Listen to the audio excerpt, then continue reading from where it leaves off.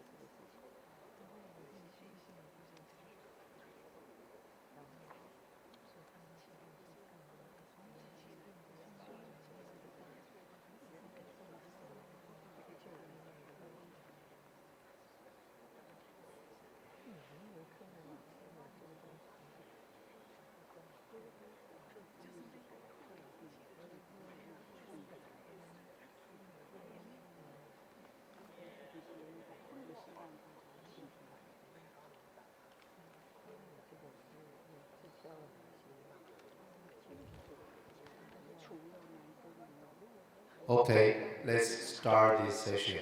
My name is Mark Lin. I'm the current president of TAMI. Then today, this session I will host. And this session we have four speakers. They come from the government and university. And the session title is the E Health Taiwan. And I think you probably already heard a lot of this. Taiwan, we put emphasize a lot on digital health development. So these four speakers, they will give you some idea and the government and our innovation in Taiwan. The first speaker is Dr. Liu Yueping, and her topic is regulatory innovation in smart healthcare and strengthening health system resilience. And Dr. Liu, he is current Director General of Department of Medical Affairs, Ministry of Health and Welfare. And she also attending physician in the emergency medicine, and she had the both degree. Except the medical degree, she also had the law school degree. So let's welcome Dr. Liu to give us a talk. Let's applause.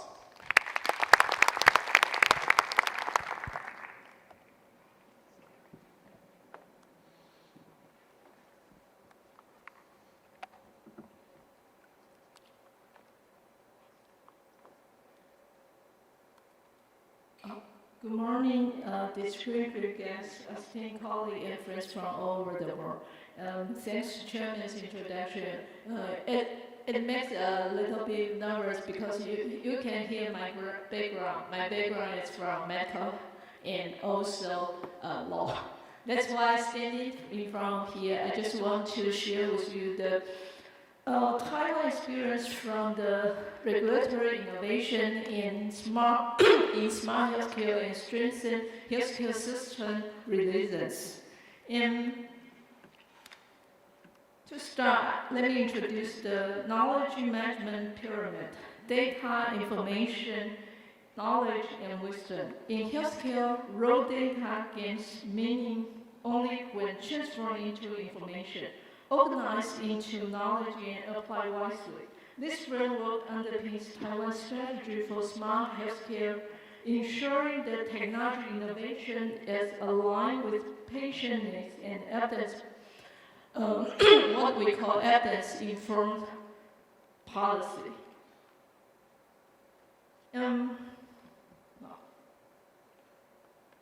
Evidence-informed policymaking integrates scientific evidence with professional expertise in local context. This is different from a purely evidence-based approach by considering real-world constraints and patient perspectives. Taiwan applied this approach to ensure policy are both scientifically valid and practically feasible, enhancing healthcare quality and responsiveness. In Taiwan, our patient-centered multi-level model of care ensures that services are delivered efficiently and appropriately. Primary care centers focus on community-based service. District hospitals offer general and emergency care. Regional hospitals provide specialist treatment. And medical centers lead in advanced care research and education. This system allows us to optimize our resources and improve health outcomes. But we have challenges. Taiwan now faces an unprecedented demographic headwinds. Our total fertility rate was only 0.8 in 2023. The lowest in the world according to the United Nations data. This is not merely a statistics. It does reshape our age structure, future labor supply, and fiscal base that sustain health and social care. For our health care system, the implementation are immediately and concrete, a rising share of older adults with multiple mobility, longer care trajectory, and greater demand for long-term and community-based service, even as the clinical workforce tightens. That's why I'm talking about this is our challenge. And Taiwan will become a super rich society this year. We have to wait to the report of our Ministry of Interior. They will announce finally we becomes a super age society. But according to the prediction, currently we are the super age society. Currently, according to the statistics, by 2027, more than 30% of elderly citizens will be age 85 or above. Coupled with the world's lowest fertility rate, this demographic shift demands urgent policy response to ensure that our healthcare systems, how can we survive and deal with this critical challenge? And also, meanwhile, global trend points towards precision medicine and holistic care. Precision medicine uses genetic, environmental, and lifestyle data to personalize treatment, while holistic care addresses physical, mental, and social well-being. Taiwan is integrating both through genomic initiative, AI-driven diagnostic, and community-based healthcare models. In Taiwan, currently, we want to introduce an evidence-informed policy-making cycle to implement all our healthcare policies. Global trend hosts in the OECD countries, evidence-informed policy-making cycle in this slide. You can see this is what we want to promote this approach in Taiwan, especially on our healthcare systems. We can see identify the need and then gather and analyze the evidence, design intervention, implement, and evaluate. By embedding this cycle in our policy process, we ensure continuous improvement and accountability. As for the data governance, we all know the data governance is the foundation of smart healthcare. We must ensure data accuracy, security, interoperability, and accessibility to authorized users. Without public trust in data governance, advanced technology like AI and telehealth cannot reach their full potential. To operationalize data governance, Taiwan has created 3 strategy centers. The first one is our Ministry of Health and Welfare Big Data Share Platform, the innovative integrated care platform, and national guideline for personal data and privacy. Later, I will give a brief introduction about these 3 approaches to ensure secure, ethical, and effective use of health data.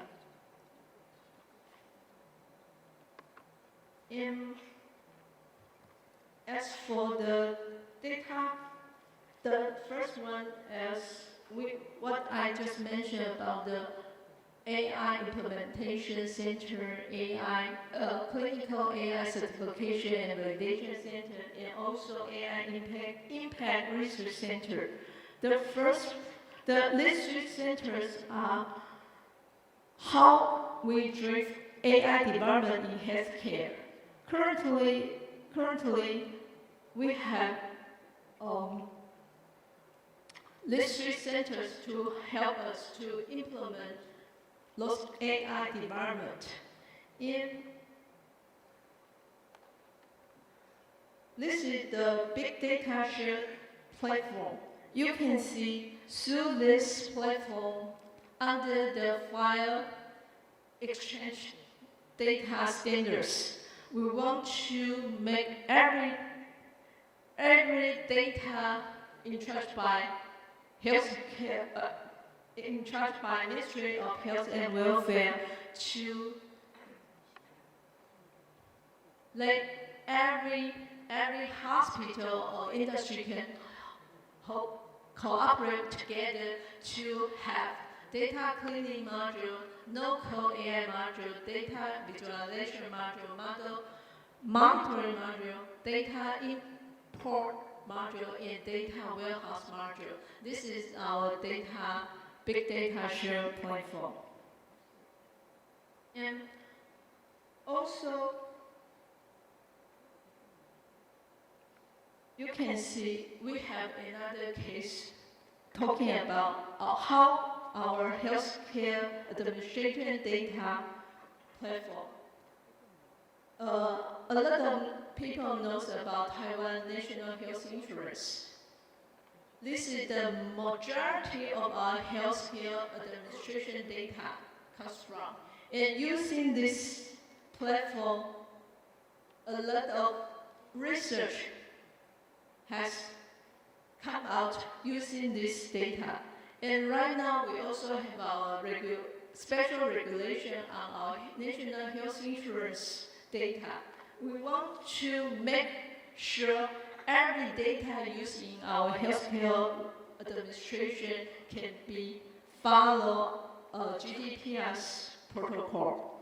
And you can see under this platform, this is the backbone. And then how can our infrastructure using the potential is using such as those kind of technology things. I think you know better than me. But this is the data governance. But later you can see we want to promote is how can we use this data and this infrastructure to have further application in our healthcare. The third part about the data governance is under my department. We're using electromedical records. This is the basic about our innovative integrated care. In using EMR, but only those data only belongs to the hospital. And this project is focusing on time-sensitive acute care, such as other hospital cardiac arrest, major trauma, stroke, and AMI. When we're dealing with critical patients, we need pre-hospital data. This project integrated pre-hospital data in the EMR. Through this cooperation, we can use this data into our implementation. If we got those kind of four category critical patient, we can real-time alert hospital. And then we use this early warning to improve our critical care patient qualities. And also, using this data, we have quality feedback to pre-hospital. We also have data feedback to hospital to improve our decision and also our quality of care. As for the data protection, currently, this guideline will be issued by my department by the end of this year. In the beginning, since last year, we have the personal data and privacy draft. In the beginning, I think it's kind of easy, but in recent 2 years, those kind of issues emerging, especially from EU. That's why we revision at least 7 times. That's why our guideline for personal data and privacy in hospital use will be issued by the end of this year. There are 5 topics we will cover. The first one is about AI application in hospital. In all hospitals, if you want to use AI, you have to do governance. And when you implement this kind of tools, the manager has to know about risk management. And the most important thing is all the staff within the hospital, they have to some kind of training to know about how to use. This AI tool is good, but it also has its disadvantage and the risk. All the staff in the hospital who want to use AI implementation have to get some training. The lesson is all the hospitals, they want to use AI, they have to have the whole system management. This guideline I just mentioned will be issued by the end of the year. And the last part is about the data protection. From our Ministry of Health and Welfare, we established the cybersecurity framework in hospital. All hospitals, especially their acute beds, more than 500 beds, they have to follow this guideline. And they have to divide it to parts. The first part is about the defense-in-depth architecture. The other part is the design for the cybersecurity framework in hospital. They have to do is the federated domain defense infrastructure. And this is about the data governance part. And how will we do in Taiwan for the regulatory innovation? We all know Taiwan has promoted medical digitalization since 1995. Through those kind of initiatives such as smart healthcare, precision medicine, and holistic care, the journey began The journey began in 1995, but in recent 20 years, you can see what we do is through medical digital infrastructure since 2012. In smart technology implementation, when the infrastructure has established, and then we encourage every hospital to implement and develop smart technology development. Since 2021, you can see under the previous achievement, since 2021, we encourage every hospital to develop those kind of smart medical device, especially when we pass our smart medical device law. That's why we initiate those kind of projects since 2021.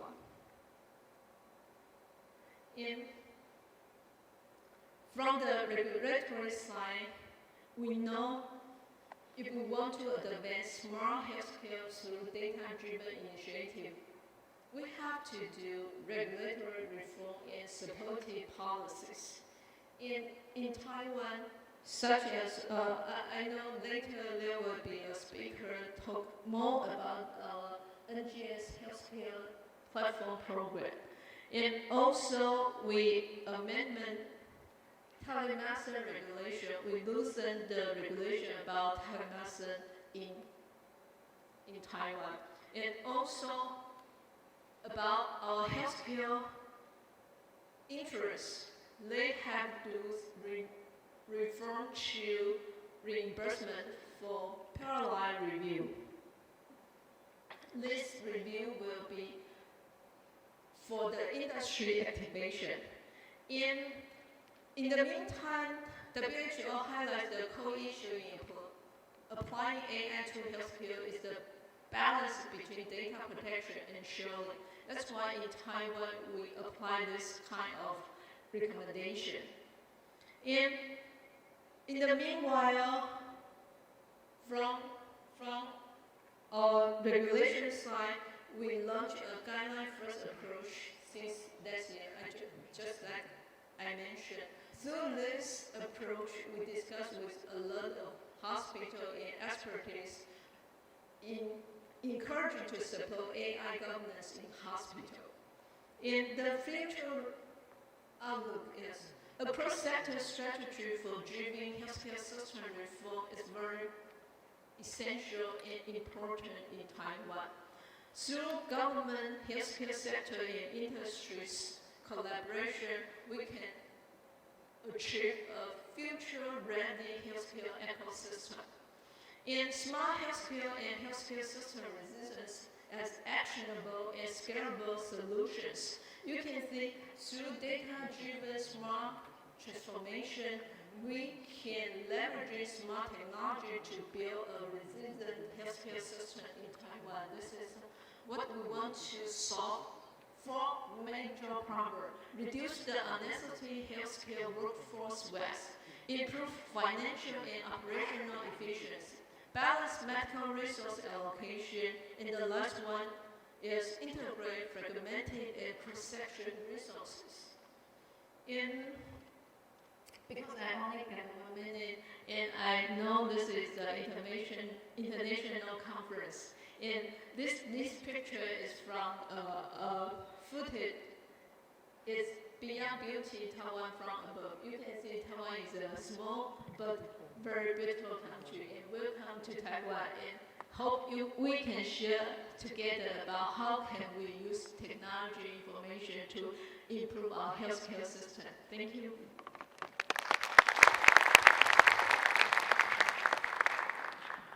Thanks, Dr. Liu. I think long story short, that actually in my, I'll give you the example is on my iPhone, I can download the app, then whenever I went to each hospital, I can see my EHR record, like laboratory thing. So you can, behind the scene, our government, they did a lot of infrastructure.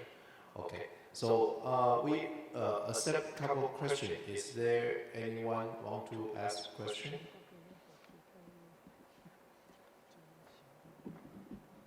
Please.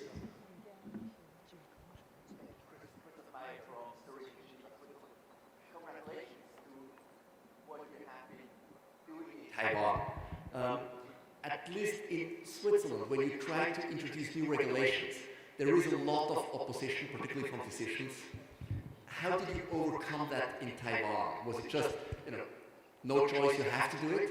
Or did you, and I understand you have a fantastic national integrated healthcare IT system, so that this was sufficient of an incentive to get physicians and hospitals on board? Actually, in Taiwan, if the question happens 10 years ago, I think we had to face a lot of challenge, and it's a very big challenge to overcome. But you know, the demographic change.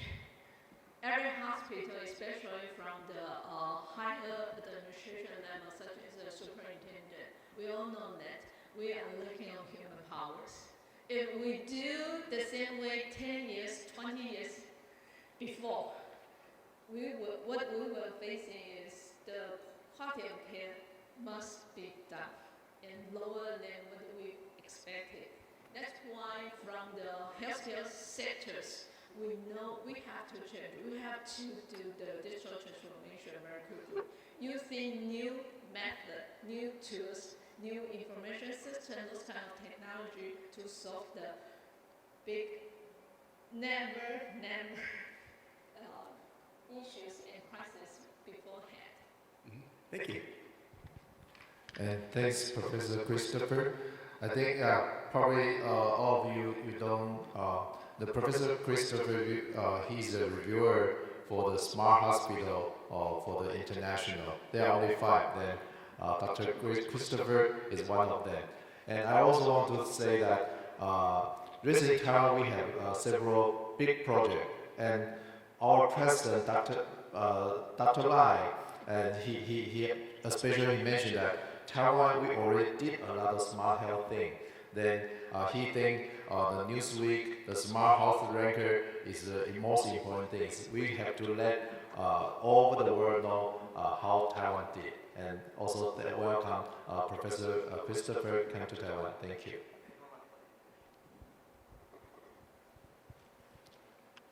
Do we have any other question?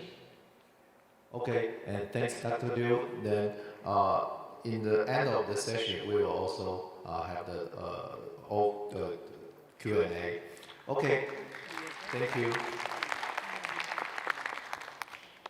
So the next speaker is Dr. Zhang Renxiang, and his topic is real-time infectious disease surveillance in Taiwan, speed, scale, and system integration. And Dr. Zhang, and he is the current Director General of Taiwan CDC, and he has a bioinformatics degree from Columbia. Actually, he is also from our society, and he graduated from Yangming University, and currently is working in the CDC. And let's welcome Dr. Zhang. Good morning, ladies and gentlemen. Thanks for the kind introduction from the moderator. Today, I'd like to share how Taiwan has built a real-time infectious disease surveillance system, highlighting our approach to speed, scale, and system integration in public health.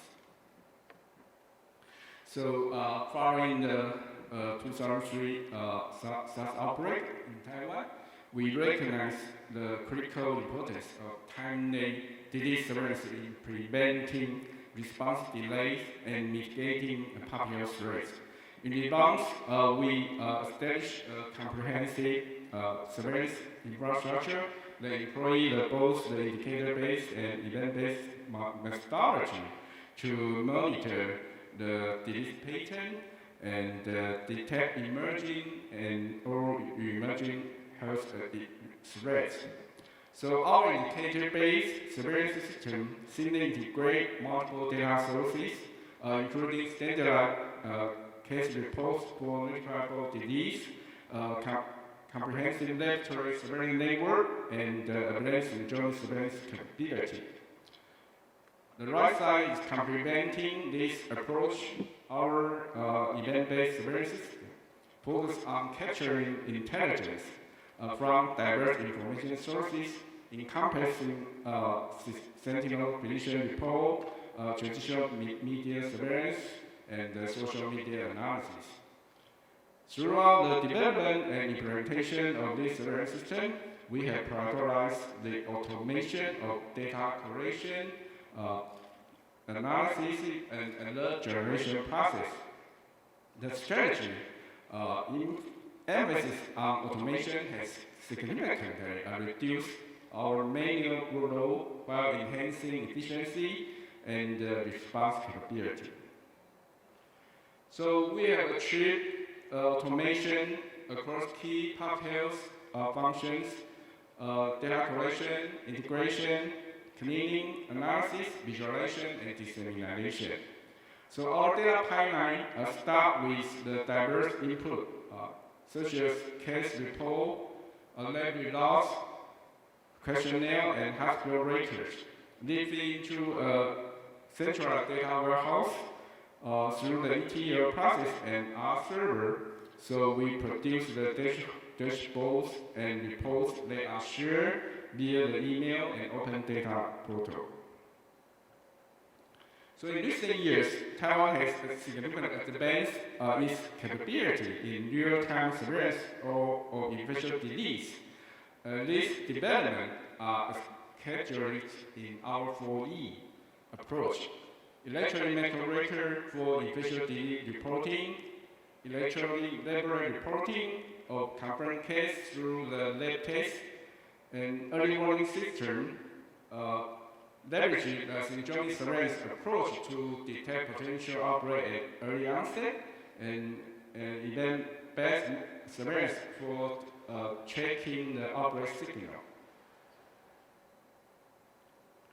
So I'll start with an overview of how electronic medical records are utilized for reporting infectious disease. So Taiwan has 73 notifiable disease classified into 5 categories based on the severity or infectivity. The reporting timeline and isolation requirement differ by category. For disease in category 1, 5, and 2, the suspected cases are required to be reported within 24 hours. So the category 1 lists some disease previously occurred in Taiwan but currently not existed. The category 5 lists the disease, emerging or re-emerging disease not occur in Taiwan. So these two categories are very, if there is one case, then this is a public crisis.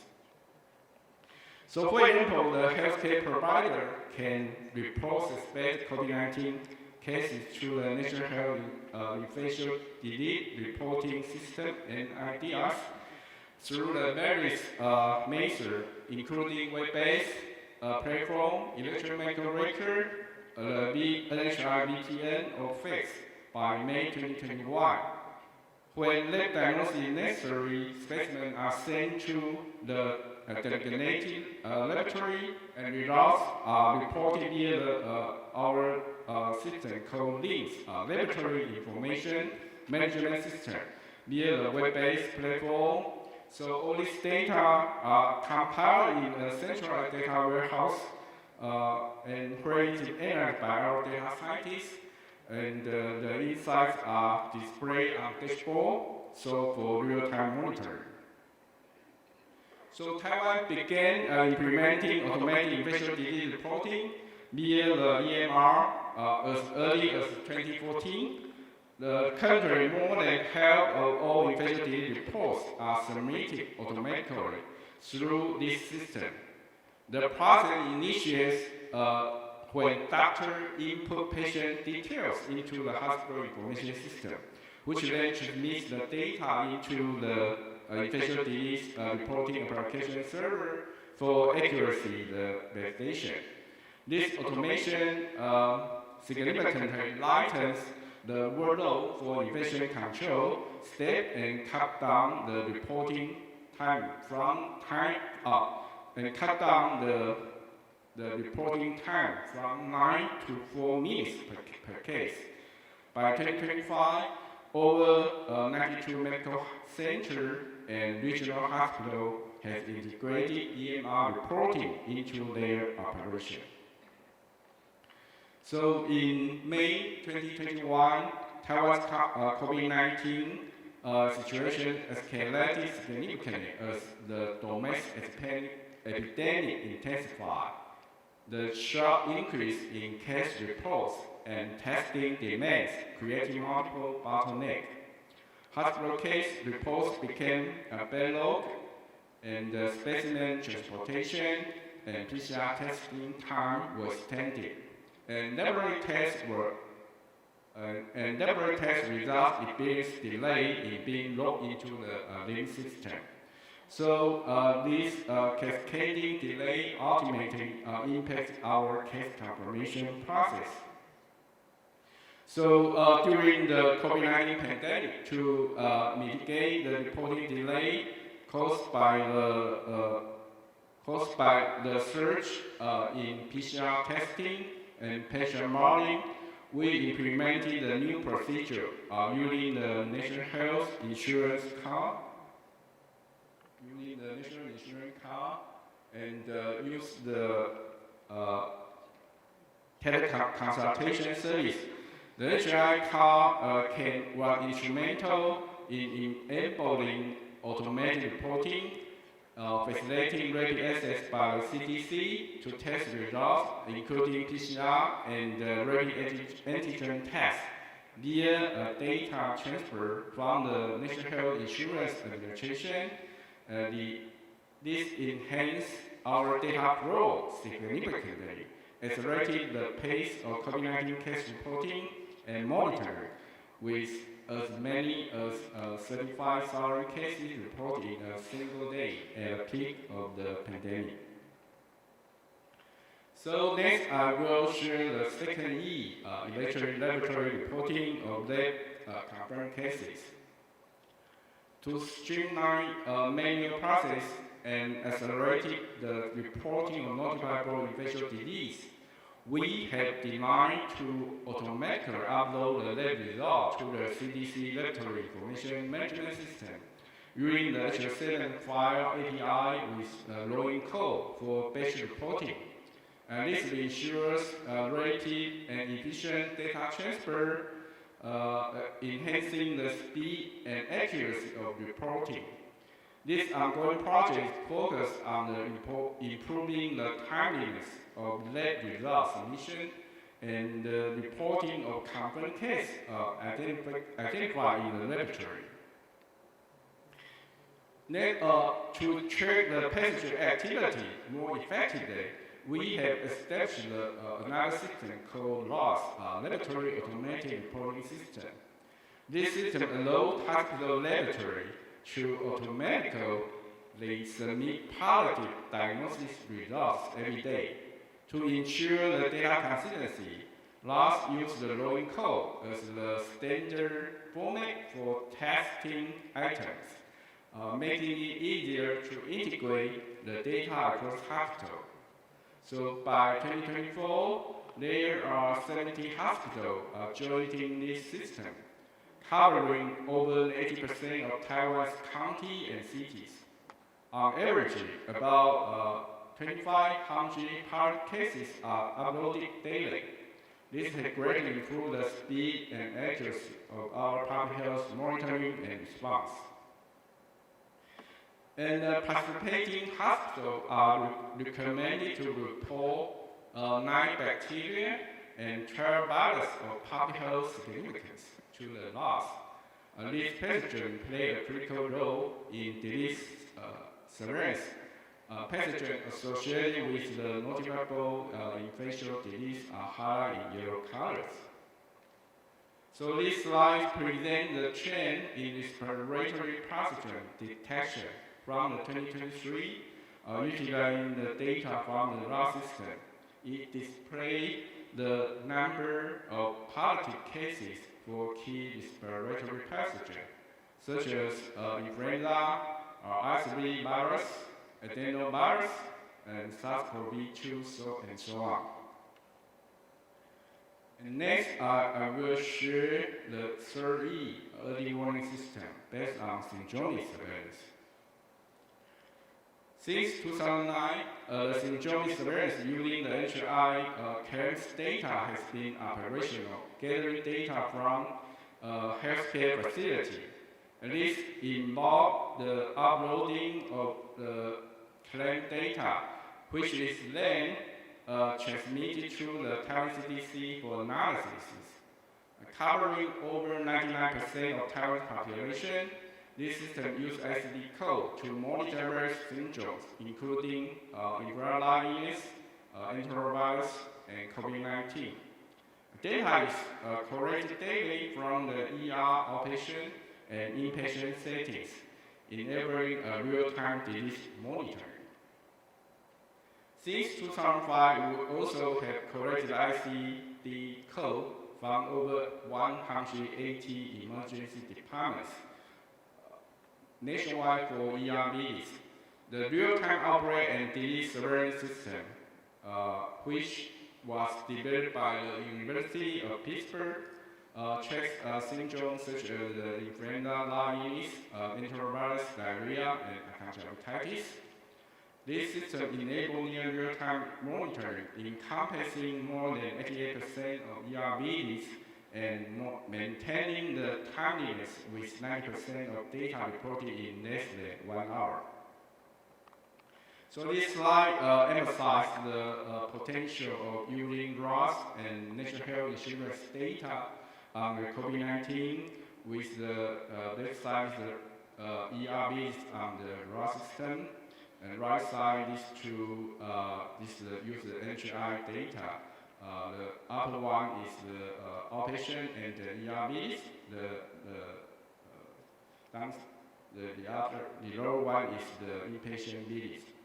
So we use this data to monitor the COVID-19 surveillance compared with the K-based surveillance system.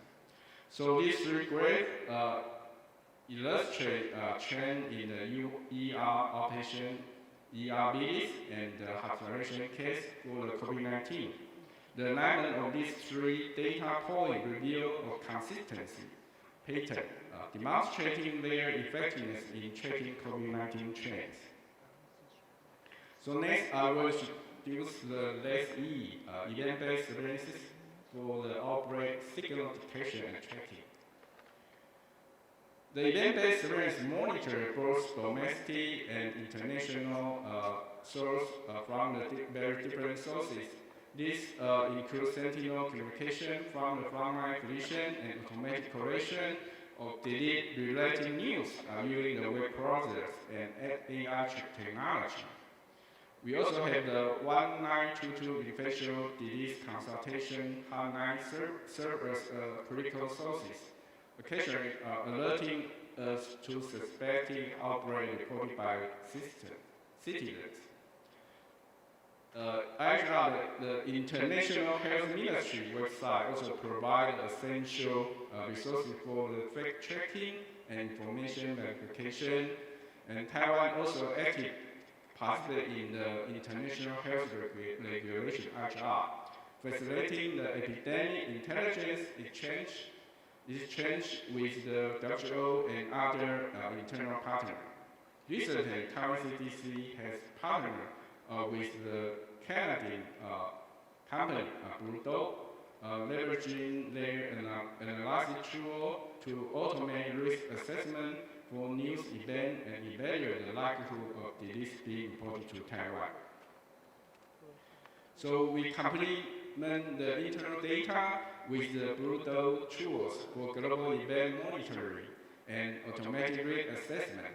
Events are made risk rated and integrated into our situational awareness dashboards.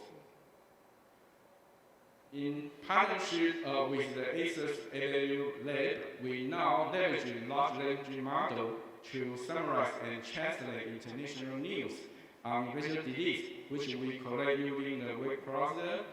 Previously, the process involved the translating news into Chinese and then employing language models such as the BERT model to extract key information and create summary. currently we utilize the ChatGPT API, which allows us to perform all these tasks simultaneously with just a few prompts. So based on the previous introduced surveillance system, Taiwan utilizes the multiple platforms for public health reporting or public health communication. The first one is the National Infectious Disease Statistics System, the NIDSS, provide data update on the notified disease cases, while the Taiwan CDC Open Data Portal, this one, offer the comprehensive public access to open database for the broader analysis and research, and the dengue fever map enable citizens to monitor dengue outbreak by displaying the cluster location and identify nearby clinics that offer S1 rapid testing service. Then we have the poisonous snake and rabid animal bites information system. So we help the citizen quickly locate anti-snake venom serum and ready the seed storage point. Then also we have the travel health notice, provide the traveler advisory before planning a trip.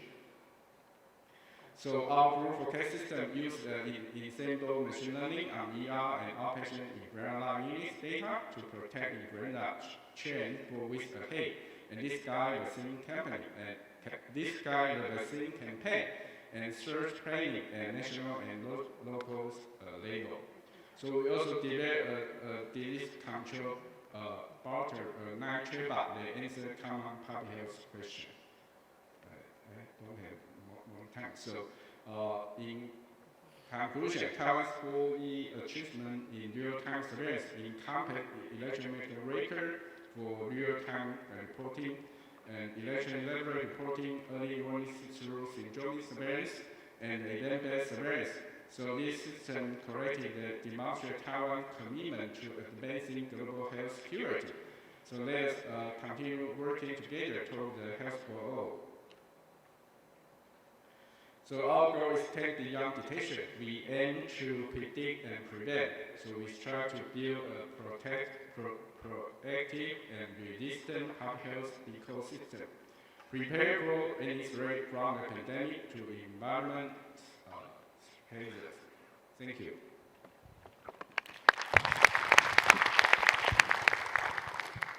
And thanks, Professor Zhang. And he's very visionary. About more than 10 years ago, he emphasized the importance of the medical standard, and he started using the LOIC more than 10 years ago. And any question from the audience? Thanks, Professor Christopher again. Thanks. Sorry, again, very impressive what you're doing here. Is there a link then to resource planning by the hospitals? I mean, you say you can predict an influenza wave a couple of weeks before. So do then hospitals or primary care physicians increase staffing or decrease elective operations to have hospital capacity free? Yes, so we can use this to plan for if we need to provide some incentive to the hospital to provide the respiratory clinic before the outbreak. So we usually we use this kind of incentive during our Lunar New Year, during that year, because a lot of doctors go to the vacation.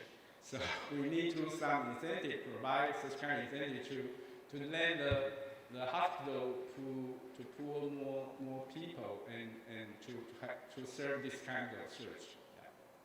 Thank you. Yeah, I remember because Taiwan we have a very busy emergency, and I remember they have a couple of hackathons. They release this kind of data, then asking the people from the academic side to do the competition because we want to solve that problem. Thank you. So thanks, Professor Zhang again. Thank you.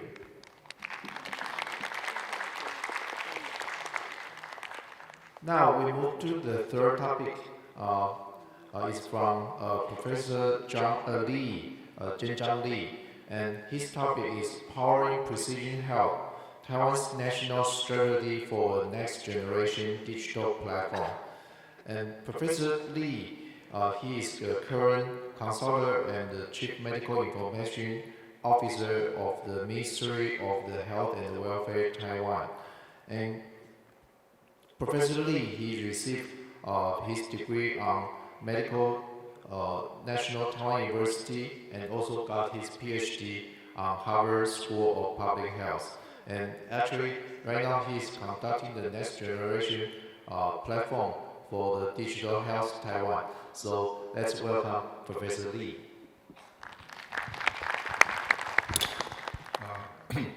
Thank you for Margaret's introduction, and welcome all distinguished guests from all over the world. It's really my pleasure, my honor to share what we have done recently to unify the EMR of Taiwan. Okay, so first of all, I would like to briefly introduce some of the digital health applications in Taiwan. There are about 4 major applications which distinguish Taiwan's digital health infrastructure. The first is what we call the NHI MediCloud, National Health Insurance MediCloud. The second one is an app that already downloaded by half of the residents of Taiwan, which we call the My Health Bank. And the third one is the EMR Exchange Center, which is hosting in my department. And the fourth one is the use of telemedicine and e-prescription pilot. So the National Health Insurance MediCloud system actually allows all medical institutions to spontaneously upload the health records of each citizens. So in that cloud, the most commonly used scenarios is that doctor can check his past medication histories to avoid the duplications or avoid the drug interactions. And in this cloud, the institutions can also upload the image and image report, so that lots of image duplications or lab duplications are reduced after the launch of this platform. And for the people in Taiwan, we all have access to our own medical records through the app called the My Health Bank. So in that My Health Bank, we can trace your personal health records, that including your discharge summary, including your diagnosis, including your medication history, and including your image and lab history. Although they are not unified by the FHIR standard, but they are readable using the PDF format, so that people in Taiwan still can have access to their own health records. And on top based on which several apps already developed for personal health management. For example, the chronic kidney disease patient management apps, diabetes patient managed app, or your dental health management apps. The third one is the telemedicine programs. During the COVID, we launched national scale telemedicine programs. And now we add the e-prescription system on top of the telemedicine programs. The current e-prescription system will have 2 big QR codes. One QR code is to verification of the prescribing physicians, and the second QR code is for pharmacy to verify the prescriptions of the patients. So now we start this pilot in Hualien. So when people living in a remote town, they can use the telemedicine to get consultation to the specialist and get the e-prescription and refill their drug using that e-prescription. And there's lots of AI applications in the medical centers. You know that Taiwan has about 8 hospitals listed as the smartest hospital of the world in the top 350 rankings. So there's various applications in Taiwan's medical center, including the image, like one center used AI to detect the scaphoid fractures, and one center used AI to detect the imminent cardiac arrest using the EKG readings, and also other centers using AI to detect fall or detect unexpected hypotension during hemodialysis. The use of AI in hospital is not the problem. The problem is how to use under ethical framework. So we have to establish trend in Taiwan. Trend is called Trustworthy and Responsible AI Network. We sponsored 10 hospitals called the Responsible AI Use Centers in Taiwan. For these 10 hospitals, they have to follow 3 main strategies, the first policy is they need to have a committee to have a regulation to ensure the data's privacy protection and ensure the cybersecurity. And the second policy is that for these centers, all AI should be registered, and they should disclose 9 important transparency characteristics of AI to the end users. Most of the time, they are physicians. Then also disclose the explainability analysis results to the doctors. And the third policy is that for every AI used in the hospitals, we require them to do the life cycle management. That means even this AI get TFDA approvals, that does not guarantee the AI will be accurate all the time. So they have to calibrate or verify the accuracy of the AI periodically. So these are the 3 main policies that should be implemented, should be practiced in these 10 responsible AI centers across Taiwan. Although we already have this kind of applications and infrastructures in Taiwan, we still have some very critical challenges. So the main challenge is the fragmented health and data, health data in Taiwan. I just visited Europe, including Geneva. We know that there's lots of homegrown health from the hospitals. So this is the same situation in Taiwan. We have about 400 hospitals in Taiwan, but there are more than 30 health systems in Taiwan. And these health systems are deep-rooted and deep integrated with the workflows of each hospital. So it is nearly impossible you use a single system for all the hospitals in Taiwan. So our approach is set up a framework, a unified framework for EMR data unifications. So there are 3 levels of the frameworks. The first level is that we establish a data standard called the Taiwan Core, or the Taiwan Core Data for Interoperabilities, which is highly compatible with the US CDI, but with local extensions and local profiles expansions. So this was done in last September.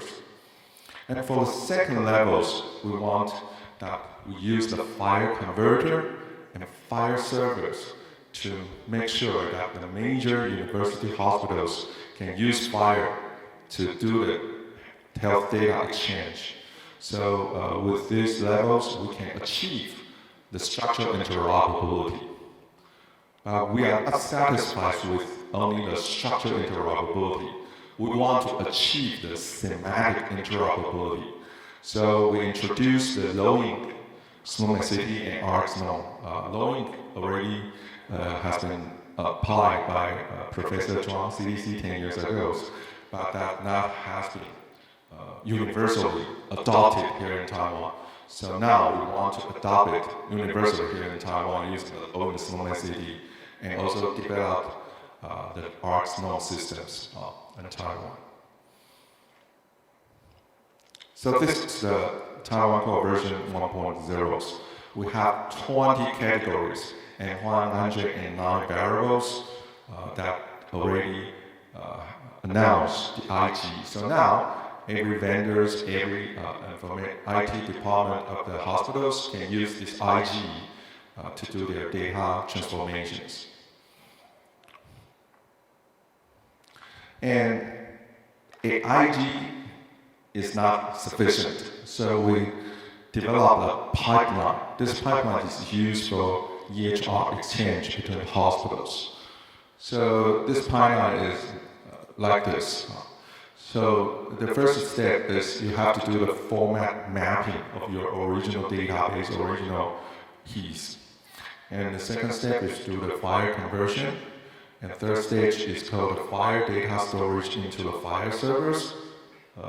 In that servers, we will use large language models tools to do the semi-automatic Snowman City loading and ARC Snow encodings.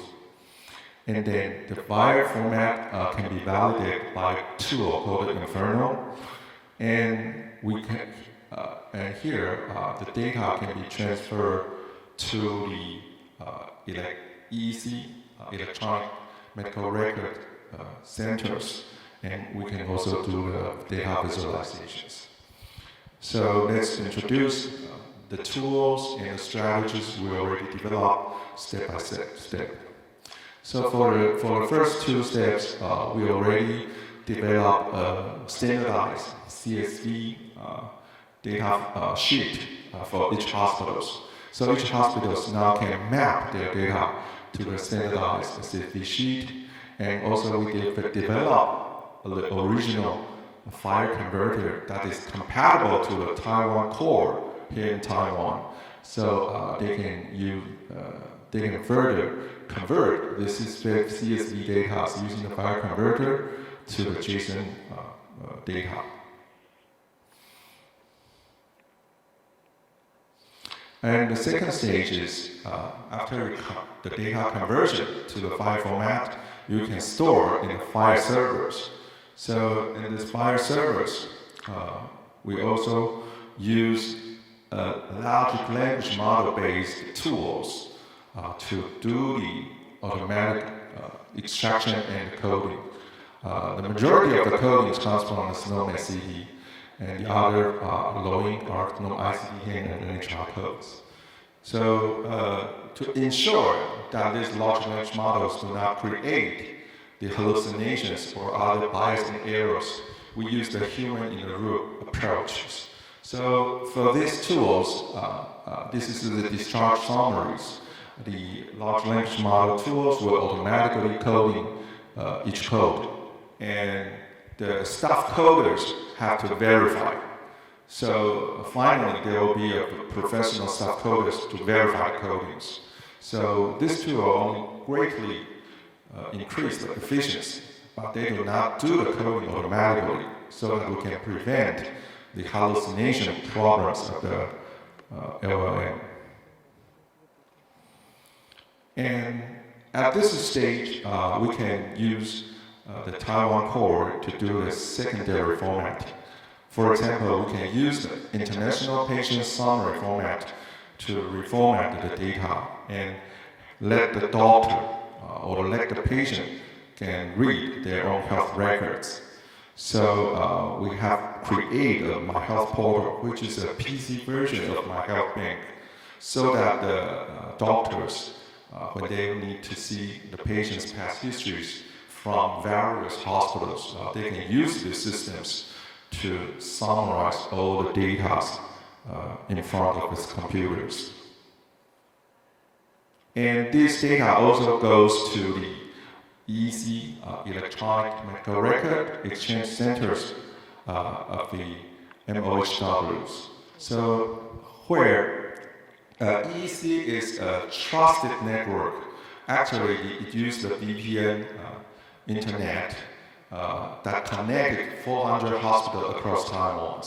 So everybody's using the fire converter to convert their data to Taiwan core, and they can be transmitted or exchanged in our exchange centers. And also the CDC, the other government agencies can do the public health surveys or the epidemiology surveys in our centers.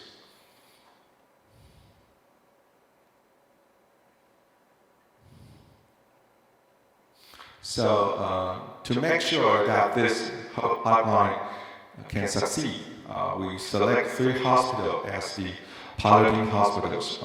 They are Linkou, Changdeng Memorial Hospital, which is a hospital that accounts for 1/5 of Taiwanese EHR records. They have about 4,000 beds of these centers. And we also have Majie hospitals and Zhongshan hospitals in central Taiwan and in North Taiwan. So with the successful implementations in these 3 pilot hospitals, we are confident next year we can we can disseminate these programs to the nationwide. Okay. To create this Taiwan core-based digital health infrastructure, the goal is not only for data exchange. The goal is to have ecosystems. This ecosystems enables the physicians can use clinical decision rules to help their clinical work. Enables the clinicians can use various AI applications to help their clinical works. So we create, this is the space in development, what we call the Taiwan Health Rural Space. The Taiwan Health Rural Space actually uses the CQL technology and CDS Cook technologies. We collaborate, we use the tools that developed by AHRQ. We write email to them and get their approval so that we can use those tools to develop Taiwanese CQL and CDS Cook a series of tools, including the sandbox and also the marketplace. So this is really a space for government and hospital decision rules using the CQL and CDS Cooks. And the second space is called the Taiwan Health App Space. So the Taiwan Health App Space is same. We have all kinds of tools that you can wrap or package your application using the smart on fire standard. And we have the sandbox. We also have the marketplace. You can launch, you can install, uninstall, you can subscription. So everything like we want the EHR, the usage of EHR, just like your experience in using your Android or iOS. So we are very honored and very privileged to get the support from the inventor of the smart health, Professor Camendo from the Harvard. We also get the help from the Alan Xiao, the Chief Information Officer of the Yale's. They closely work with us to develop all these kind of systems, and we hope that we can launch these 2 spaces at the first quarter of next year. So this 2 space actually echoes to the European health data space. We want Taiwan to have 3 spaces. One is called the Taiwan Health Data Space, that everybody's health data, including the fire data, image data, and the lab data, can be unified in a space called the Taiwan Health Data Space. But we add 2 additional spaces called the Taiwan Health Rural Space and Taiwan Health App Space that can be served as a repository of the clinical decision rule and the EHR AI apps.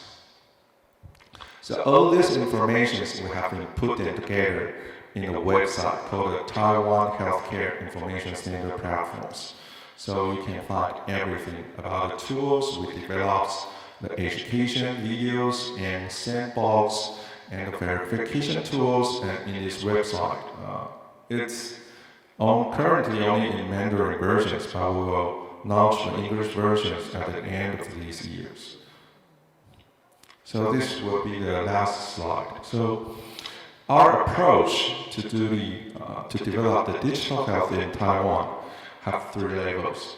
So the Taiwan Core IG or TWCEI will be served as the roots. So this IG will grow with times. Not only the government can set up, can make the IG, also the private sectors can also have their IG and submit to our systems. And the second level is the STEM. These STEMs are all the platforms, all the tools that help to do the data standardizations. And these two space, Taiwan Health Rule Space and Taiwan Health App Space, are served as the leads. They are the ecosystems with a solid and unified data and the digital health infrastructures. We believe that the decision support systems and smart health apps can develop very good in Taiwan. So we'll have our first Sonoma City, Taiwan seminar meetings in Taiwan at August 13th. So welcome to join us. So thank you for your attention. Thank you. Thanks, Professor Lee. So you can see a lot of things going on in Taiwan. Any question from the audience? Yeah.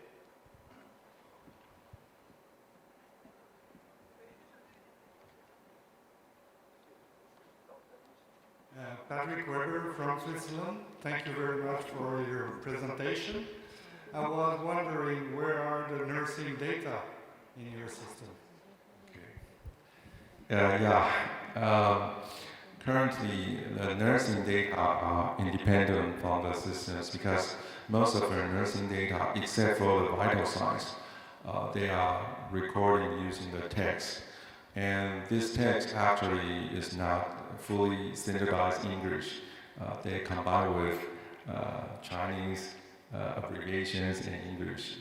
So currently, there's lots of companies in Taiwan using large language models to polish the nursing records, and also they use the speech-to-text method. But at this stage, we did not try to unify or find a standard to unify the nursing record. Yeah, thank you. Because in Switzerland, Germany, and Austria, we have the same problem.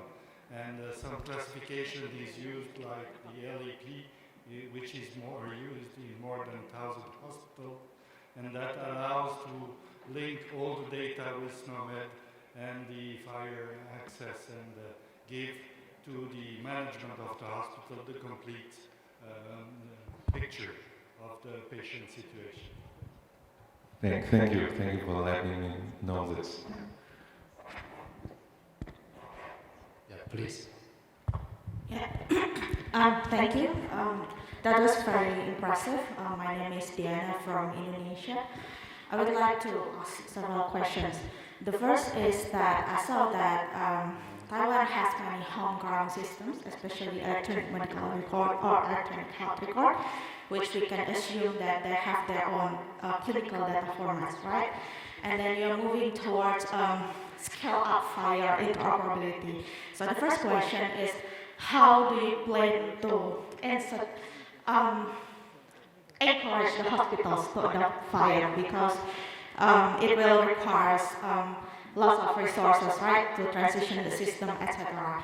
And then the second question is from the previous presentation. I saw that you also have like some sort of cybersecurity framework in the hospitals. How do you embed that, and also how do you encourage, the hospitals to adopt the FHIR and the cybersecurity framework? And then the third question is that you also have lots of legacy systems, right? And then you're moving towards FHIR and smarter FHIR, etc. That lots of changes. how do you strategically, how is your country planning to, manage all those legacy systems? Do you plan to integrate that or something like that? Thank you. Oh, very good questions. So, to answer your first questions, yes, to ensure that every hospital use their fire systems take a lot of resources. So our first thing is that the government fund the industrial ITRI. ITRI is one of the largest research institutes in Taiwan. So we fund the institute to develop the national standard data conversion tools. So that's the first thing of our investment. And the second thing is, after we have this pipeline, all these tools, we sponsor 3 major hospitals. They will serve as our pilot. If they can successfully transform thousands or hundreds of thousands of their EMR using our pipeline tools, I think we believe that all hospitals can use that. Then we still have an additional fund from our President Lai. President Lai have a big investment called E Health Taiwan. So they can use our paradigms to standardize their data, each hospital sees. And the final step is that we will have law. Yeah, so our step-by-step, the first step is to give them fundings to help them to have the tools. And your second question is? On the hospital cybersecurity framework, is it like also part of, piloting for this whole interoperability process? Yeah. Cybersecurity problem is another very serious issue in Taiwan. I do not have time to share with this today. But actually, we have 400 hospitals to join the HISEC systems, which is the ransomware or other cyber attack information sharing system in Taiwan. And we also give them funding to help most of the hospitals have EDR on site. So currently 100% of medical centers have EDR. 80% of community hospitals also have EDR. Last question is? The last question is on it's similar, is on the legacy systems, right? Your national systems were not built on fire, right? If I'm not mistaken. How do you plan to transition that? Do you have like a specific strategy or roadmap for that? Yes, so the strategy is to lots of legacy systems, lots of homegrown systems. You can have two strategies. The first strategy use our interoperability tools to do the data transformation. You do not have to change your own HIS systems. That's one strategy. And the second strategy is we are creating a digital health platform like Android. And these HIS platforms actually have the fire data structures, have the cybersecurity modules, have public health, and have large language modules. So the small to medium-sized EHR vendors can use our platform to upgrade their systems. So that's the second strategy we are developing. So we have two strategies. Yeah, thank you very much. Yeah, because it's very interesting because in Indonesia we also have lots of legacy systems and we also have the law and we also do that exactly, training all the hospitals, doing fire, interoperability, etc. But we found that the actual problem was not technical issues, so it was more like carrot and stick. People are resistant because they don't get incentive, even though we do have the law, etc. So, yeah, thank you very much for the explanation.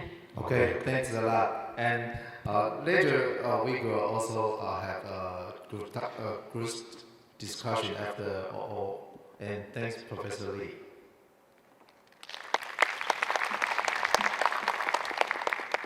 Okay, then we will move to the next topic. Professor Lin Qingyong, and his topic is transforming the clinical decision making in the era of the smart healthcare, from data integration to precision care. And Dr. Lin Qingyong, he currently is the Department of Electric Engineering and Computer Science in Columbia, and he is also run an enterprise company called Graphene. And he also, in the past, also a lead chief scientist in the Watson's group. So he has a lot of things to share with us. Let's welcome Professor Lin.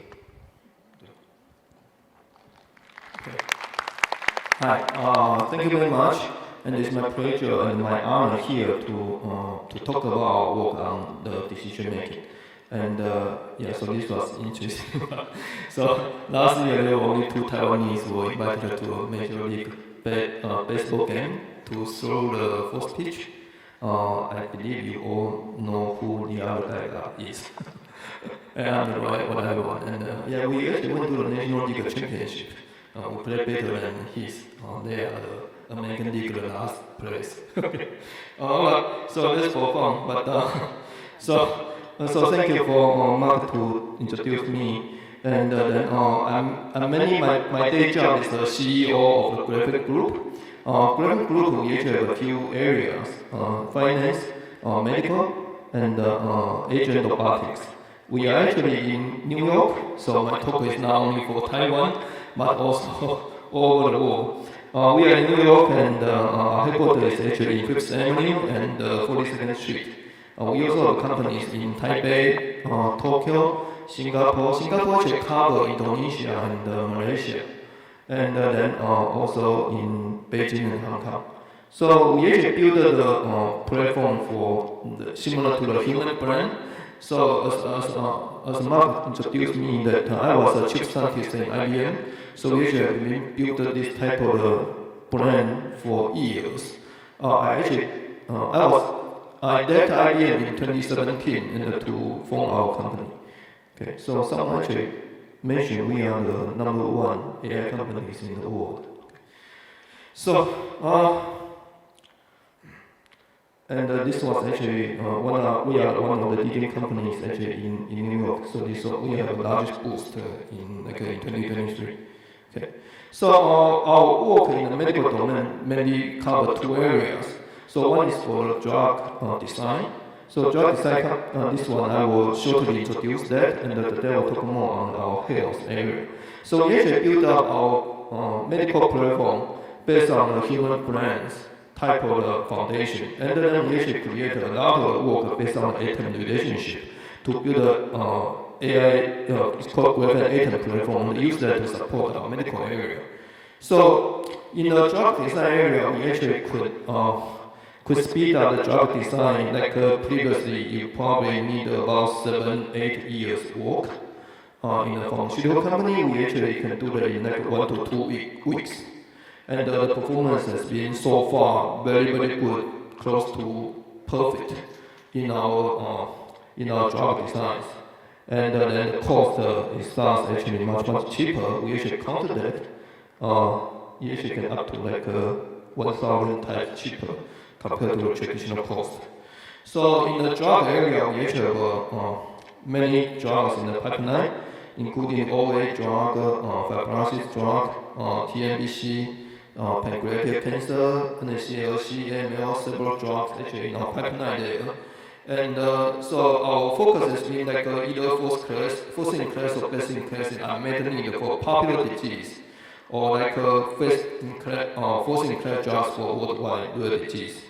So, for example, like our OA drug and our fibrosis drugs are all so far shows very powerful results, and especially they are kind of the rebirth.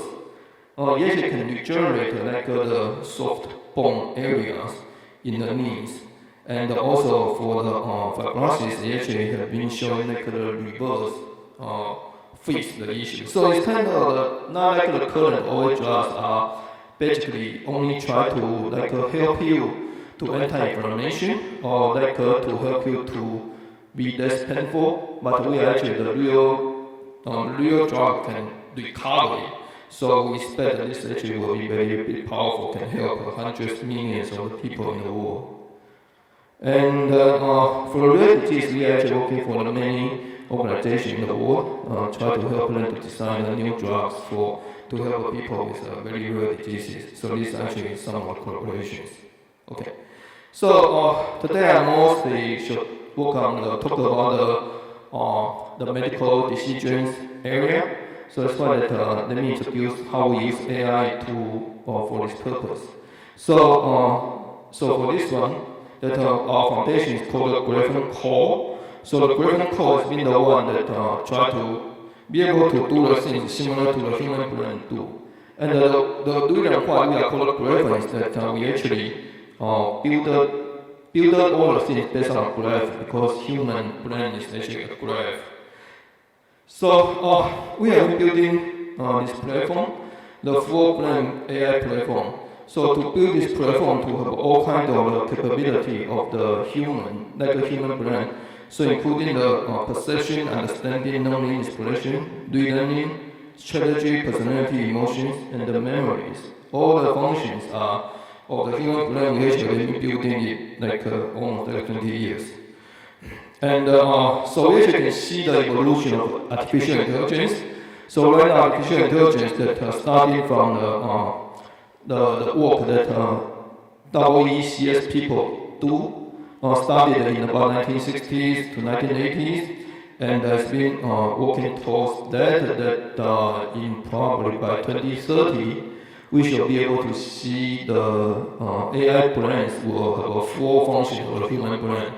And usually it's not just artificial general intelligence, but also superhuman intelligence, because right now so many things that we did have been seen that this kind of developed by AI, the results are all much better, much more accurate than what human beings can do.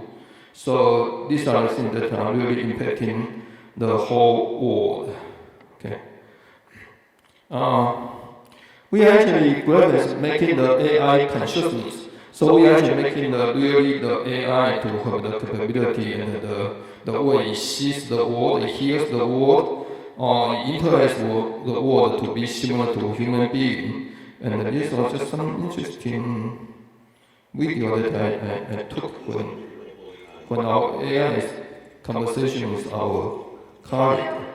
And the way it functions and its eyes are flirting my colleague and interaction. So those are actually quite real, quite interesting. Okay. And the detail has been quite very detailed. The avatars has been very detailed.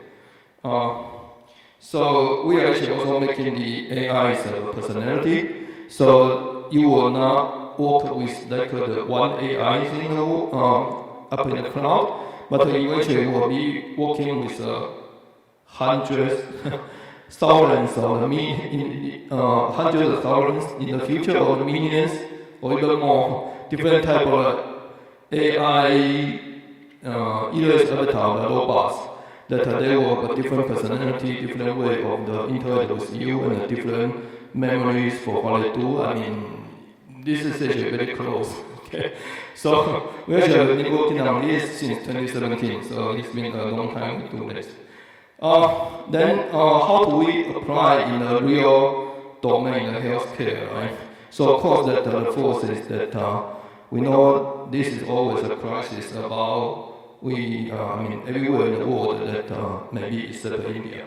So aging, and the aging that the aged societies, we have much more aged people than the young people. So this was actually an image quite touching. I mean that previously China, this is a competition of the photo competition in China, and several years ago that one Chinese kid will have 6 adults to support him, but right now it's reversing. So one adult you need to support 6.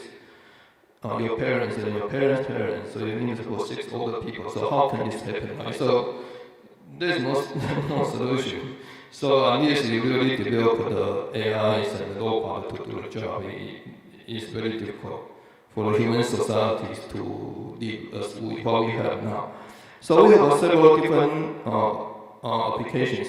So one is called the Graphene AI agent. So this Graphene AI agent is the one is a super agent that you just put into the clinics and the hospitals to do the job that is what the current doctor is doing.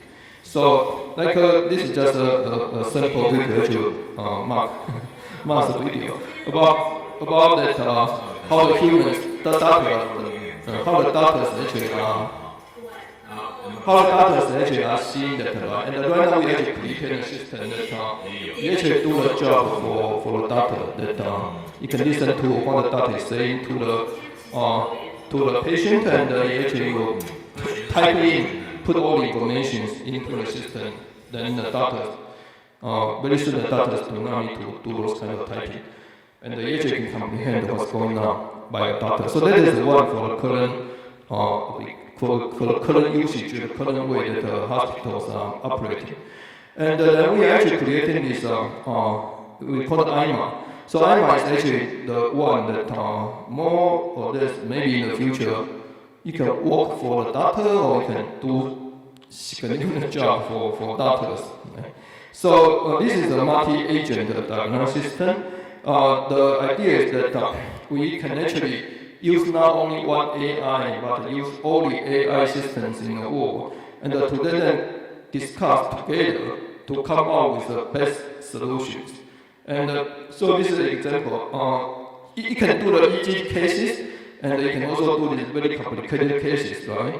So like this one is saying that I've been having the current burning pain in my hands and the feet, especially during the hot weather or after exercise. Over the past 2 years, I've also started feeling more tired than usual, sometimes a bit lightheaded or with a milder palpitations. So recently I was told I have a small amount of protein in my urine. So like this type of the special cases that we actually, and also complicated cases, we actually let different AIs to debate. So like the AI one, maybe it's from the OpenAI, he will assume this is a Fabry disease, and will have all the support reasoning, will have a reason why you consider it a Fabry disease. And another AI maybe is from Google, so you will say this is a diabetic polyneuropathy with early nephropathy, and then the reason is these three reasons.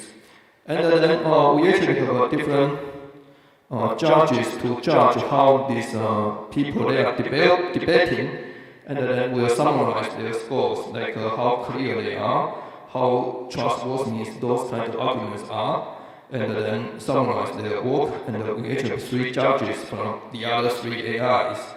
And then the AIs actually will have this kind of debate again and again, and then you can see yourself very interesting because the results will become more and more depth and a lot of evidence that all these AIs will provide. Those kind of depths and evidences are all very difficult that the human beings can know. And then in the end, our system will summarize that what will be the debate result, and come up with the final diagnosis, and also show you how the judgment was made. So in this way, that the AI is actually not a black box. It actually shows so many evidence, so many things are convincing for help you to get a result, and then you can use all the intelligence are being created by this kind of bigger companies' AI systems worldwide. Okay, so that is our debate system, and the first one we actually, based on that, we work more, and we work more to create other systems that like we call it IMA doctors here. It's actually here. So IMA DX. So IMA DX is the one that to do the diagnosis on so many things.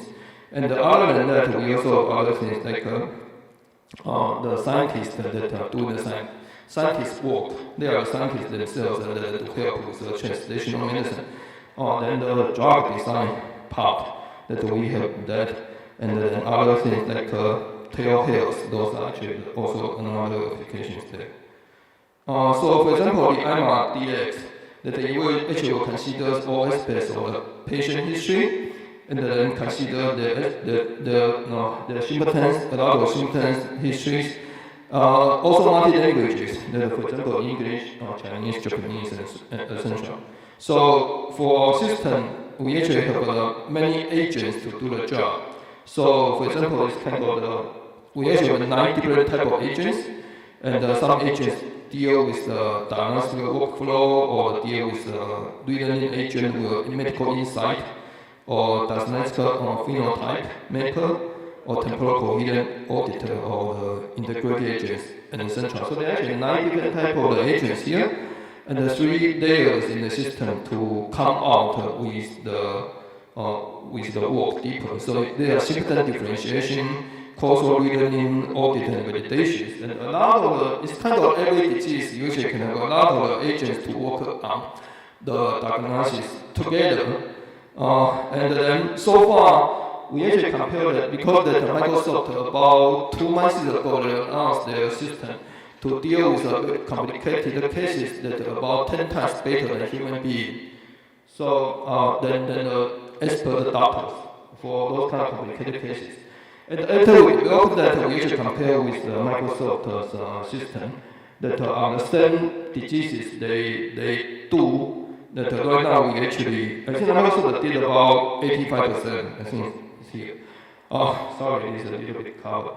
And our system actually did 100% correct. We actually can do that in 1 minute. So it actually has been a very, very good result that we have been showing. So for this one, there is an opportunity that the future decision making in hospitals that will be different. Okay. Another big area that we are doing in hospital and clinics are the digital human, virtual human area. That we actually created is a digital human work that we can simulate what human can do. We are the first one to release that in the world, actually 2022, and the New York Times actually also reported that.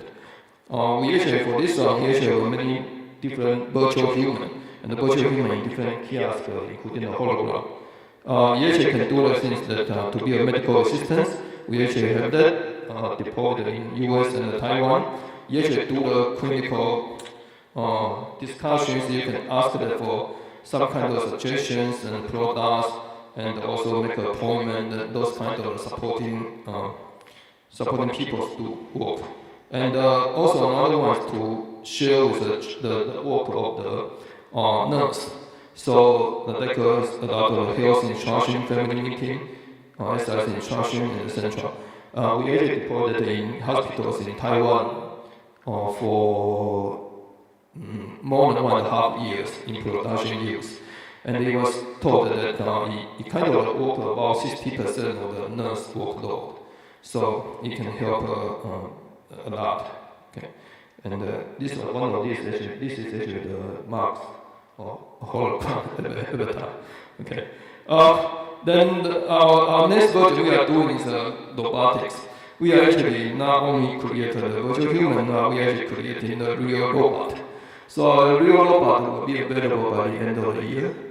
And then actually, I mean, right now it's about this height. Then we are soon to add all the capabilities.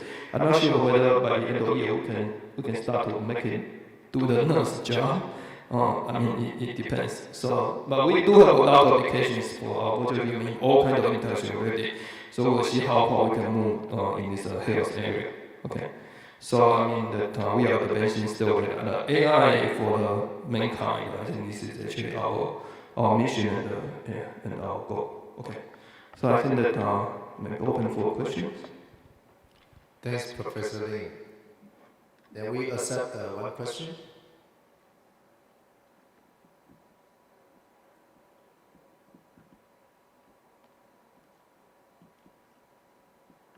Okay, due to we have a little bit delay, I think we will present a certificate and do a photo group first. I will ask all the speakers coming to the stage.